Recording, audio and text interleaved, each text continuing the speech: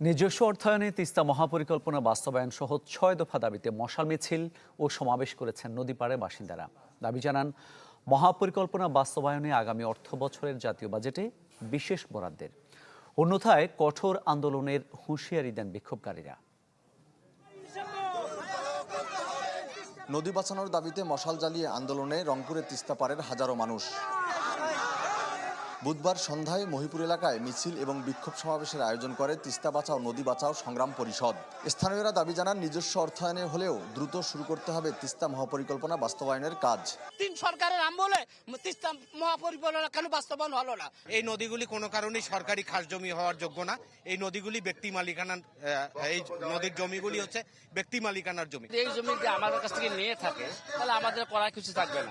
তাই আমরা সবাই একমত হয়ে গেছি, আমরা এই প্রাগরে জমি দেব না।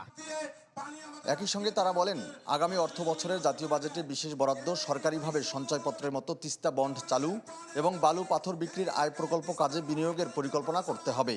তিস্তায় বাজেট আছে, বাজেটের কথা বলা আছে, কিন্তু সুনির্দিষ্ট নাই, রোডম্যাপ নাই।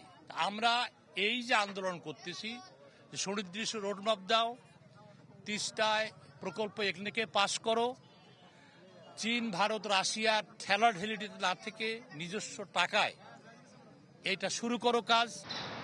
বিশেষজ্ঞরা বলছেন, তিস্তা মহাপরিকল্পনা বাস্তবায়ন হলে শুধু একটি নদী রক্ষা নয়, শক্তিশালী হবে খাদ্য নিরাপত্তা, সৃষ্টি হবে কৃষিভিত্তিক নতুন কর্মসংস্থান।